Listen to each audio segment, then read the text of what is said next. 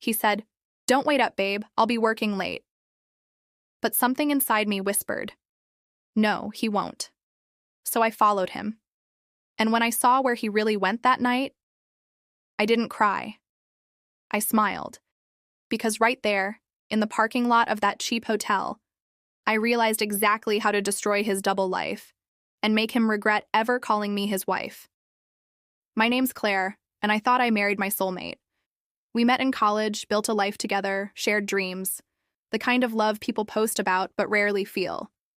Mark was charmant, the kind of man who could make a waitress blush and still convince you he only had eyes for you. He worked in marketing, long hours, travel, urgent meetings. I trusted him. Until the trust started feeling one-sided.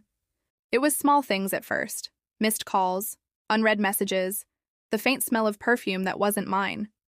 When I asked, he laughed it off. "Claire, you're imagining things. You've been stressed." And I almost believed him. Almost. It was a Thursday, his team dinner night.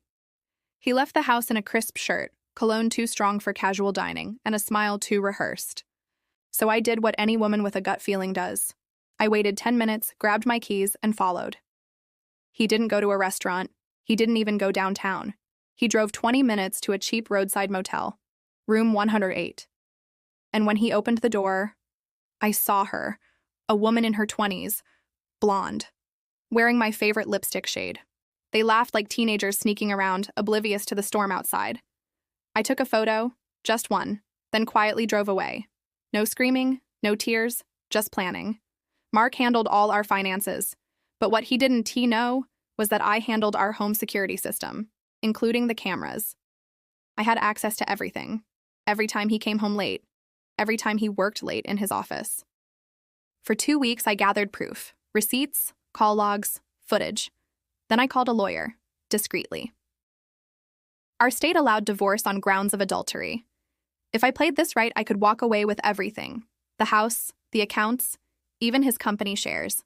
So I stayed sweet, smiled, cooked dinner, played the loving wife while quietly tightening the noose.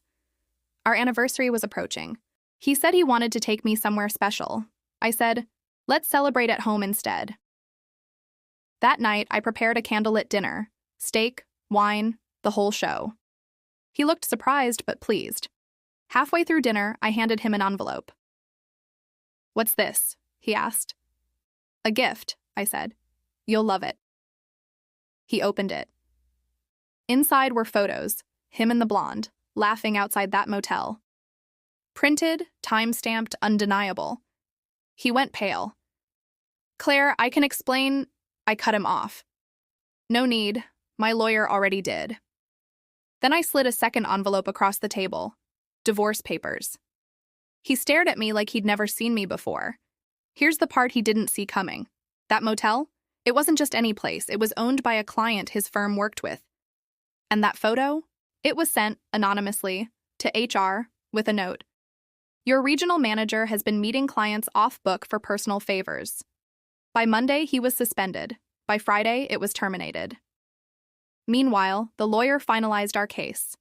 I got the house, alimony, and half of his savings. He got an empty apartment and a reputation no company wanted to touch. A month later, the blonde left him too. People think revenge means anger. It doesn't. It means control. It means walking away without raising your voice, because you already won. Mark once told me, "You'd be lost without me." He was wrong. I found myself the moment I stopped being his wife and started being my own peace. So if you've ever been lied to, betrayed, or made to feel small, don't scream, don't fight, don't break down, just smile. Because karma always collects, and sometimes it asks you to hold the pen. If you've ever been betrayed, remember, you don't need to scream to get revenge. You just need to stay silent long enough for karma to hear you. If you loved this story, hit like, subscribe, and comment. Karma never fails below. It helps more people discover stories like this.